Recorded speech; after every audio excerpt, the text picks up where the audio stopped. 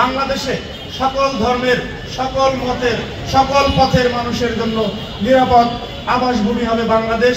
সেই লক্ষ্যেই সাম্য, মানবিক মর্যাদা এবং সামাজিক সুবিচারে বাংলাদেশ প্রতিষ্ঠায় এদেশে মুক্তিযুদ্ধ হয়েছিল এবং তারই ধারাবাহিকতায় 24 এদেশে গণ অভ্যুত্থান সংগঠিত হয়েছে।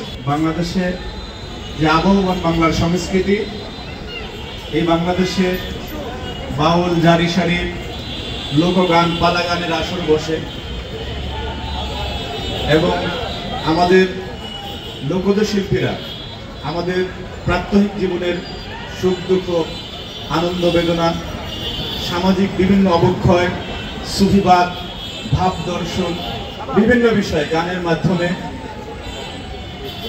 বাণী প্রচার করে থাকেন। এই বাংলাদেশ হাসন লালন, রাধারমণের বাংলাদেশ, যেমন পীর অলি আউলিয়ার বাংলাদেশ, ঠিক তেমনি এখানে অজস্র মরমী সাধক এই বাংলার মাটিতে জন্মগ্রহণ করেছেন।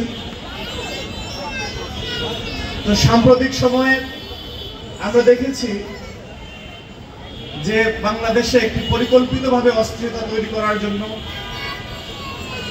যে কর্মযজ্ঞ চালানো হচ্ছে, আমরা যদি মনে করি যে বাউল শিল্পীদের পালাগানের কথোপকথনের কোনো অংশ ধরে তারপরে তৌহিদি জনতার নামে এই হামলা করা হয়েছে, তাহলে আমরা বিষয়টিকে ভুলভাবে জানছি। এটি সুস্পষ্টভাবে বাংলাদেশকে একটি ব্যর্থ রাষ্ট্রে পরিণত করার জন্য ইতিহাসের পরাজিত শক্তির আজকে সুপরিকল্পিতভাবে এই পরিস্থিতি তৈরি করছে বলে আমরা মনে করি।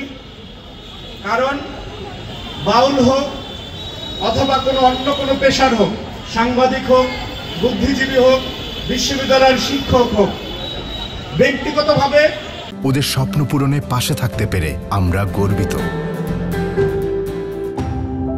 বক্তব্যে, কথোপকথনে যে কারো ভুল হতে পারে, সেই ভুলের জন্য তাকে প্রায়শ্চিত্ত করতে হবে, অপরাধ করলে তার শাস্তি হবে।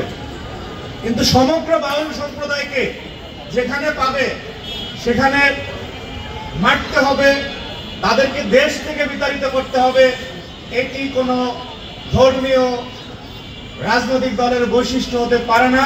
এটি এক ধরনের ধর্মান্ধ উগ্রতা বলে আমি মনে করছি। সুতরাং যেই বাংলাদেশের আবহমান কাল ধরে লোকজ সংস্কৃতি চলেছিল, আমরা দৃঢ়ভাবে বিশ্বাস করতে চাই যারা একটি বিশেষ পরিস্থিতি তৈরি করে বাংলাদেশকে গণতান্ত্রিক মহাযাত্রায় উত্তরণের পথকে বাধাগ্রস্ত করতে চায়, তারা এই জঘন্য কর্মকাণ্ডের সাথে জড়িত। আমি যে এখানে দাঁড়িয়েছি, আমি ছাত্র দলের একজন নেতা, আমার কাছে মনে হচ্ছে যে এইটাকেও একটা মিস ইন্টারপ্রিটেশন দিতে পারে, যেহেতু অপতথ্য, অপপ্রচারের সংস্কৃতি চলে, যে আমি মনে হয় ইসলামের বিপক্ষে দাঁড়িয়েছি।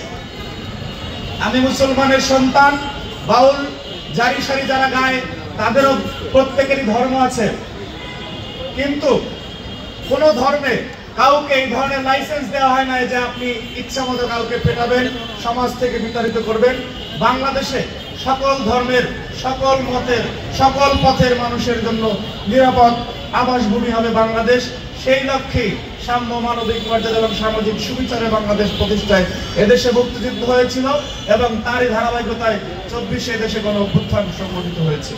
সুতরাং আমরা স্পষ্টভাবে অনুধাবন করতে পারছি যে কোন বিশেষ শক্তি, কোন বিশেষ গোষ্ঠী যারা কিনা 5ই আগস্টের পরে বাংলাদেশে তাদের বক্তব্যের মাধ্যমে সবচেয়ে বেশি ফেতনা ছড়িয়েছে, সমাজে বিশৃঙ্খলা ছড়িয়েছে, তাদেরকে বাউল বিতাড়িত করার কোনো লাইসেন্স বাংলাদেশের মানুষ দেয়।